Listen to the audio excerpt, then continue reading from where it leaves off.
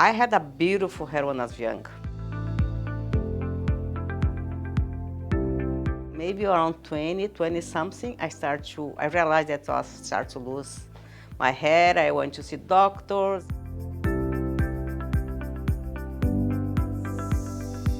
People don't realize that it's not my hair, you know?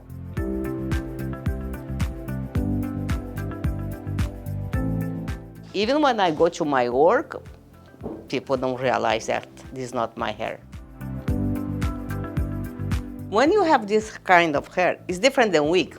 I can go for shower by myself, I can go even to swim. Feel more confident for sure. I guess there are two things important, our teeth and our hair. So if you have both, you're much more confident. When you don't have hair, you look older, so this is another reason too.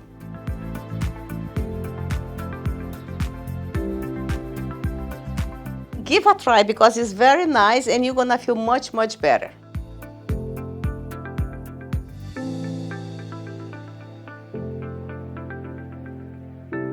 Increase your confidence and why not? If you can feel better and be happier, let's try.